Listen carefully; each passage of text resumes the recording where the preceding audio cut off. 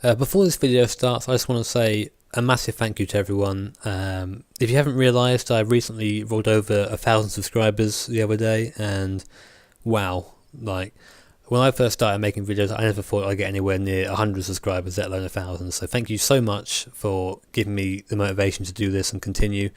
I hope to, maybe double that one day and get to 2,000 and take over the world eventually. No, I'm joking, but thank you so much, guys. I plan on doing some sort of event, celebratory event on iRacing, so I'll keep you posted on that. But yeah, thank you again. I'm not very good at this, so yeah. Hello guys, and welcome back to Jimmy's Mod Center. Today we're going to be looking at the Super Touring mod from Evo Monkey. This is the 1.6 version.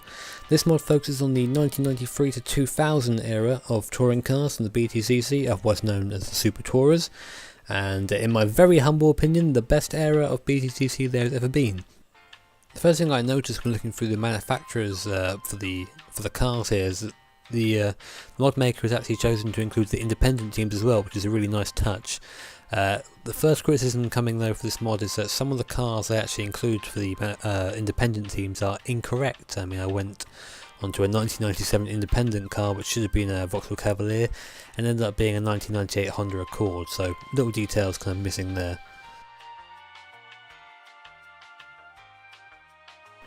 Okay, so our first category then, graphics and models, looking at how this kind of performs and what it looks like. There's no hiding it that this mod is a dog. It looks awful. The cars look like how they should, just about. They look very flat. There's no kind of indents or textures to them at all. They kind of look like how I'd imagine a NASCAR to look if it were painted for the BTCC, where they just stick on lights and stick on random decals. Saying that, the stickers for the sponsors really are a very low texture. You can kind of see how blurry they are, and things get worse when you go inside the cockpit. The cockpits look frankly awful. There's a steering wheel, some hideous arms from the outside, and they just don't look very nice. I mean, the steering wheels themselves are tiny, which I know it's racing wheels are a bit smaller than usual wheels, but come on, I do have hands. I do have to hold stuff here. Damage, there is none from what I can see cosmetically.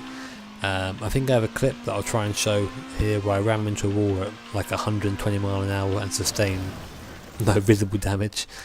Not only is it unrealistic, it really breaks immersion, so I'll be counting that there as well.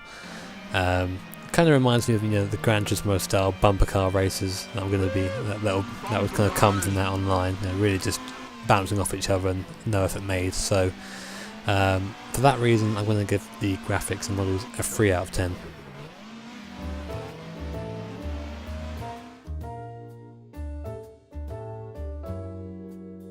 Okay, so onto driving now. Unfortunately, the last section kind of set the precedent for this review. It's going to kind of be downhill from here, I'm afraid.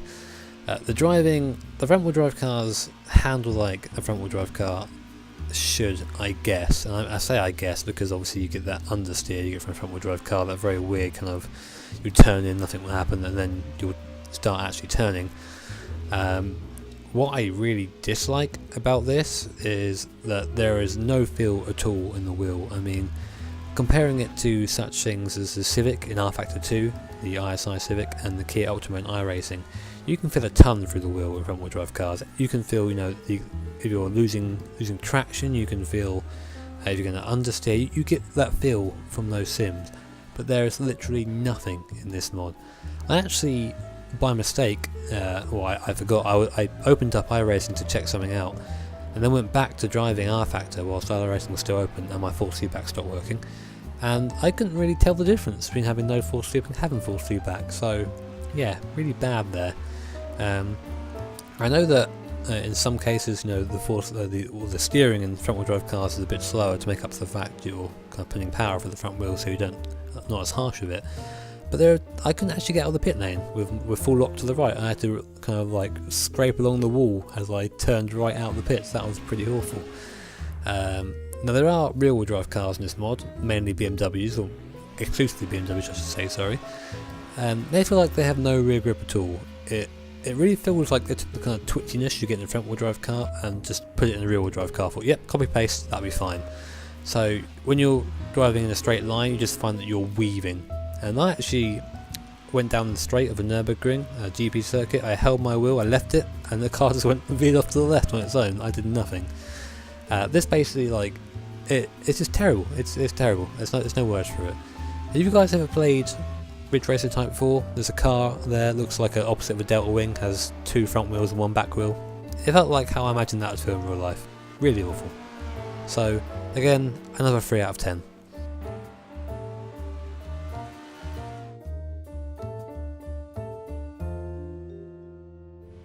Okay, so Immersion. Now I'm going to try and be as brief and concise as I can be here, because I've already done this take about 3 or 4 times and I ended up ranting, which is terrible because this mod is made by someone who's done it for free and I have to try and remember that while I'm talking. Regardless, so Immersion, there's one redeeming factor that I can think of, and that is that the teams are all here along with the correct liveries. The liveries don't look very nice, but they're there. The sounds, however, are not there.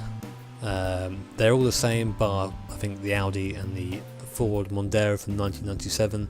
They all have the same sound file, which makes for terrible listening.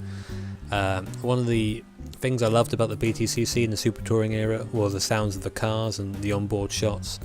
And comparing like an onboard sound clip here from a V6 Mondeo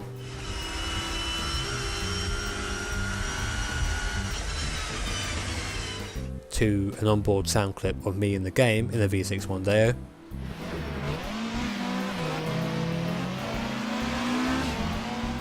just doesn't compare at all, and that's really sad because I love sounds, as you guys know, in Sims.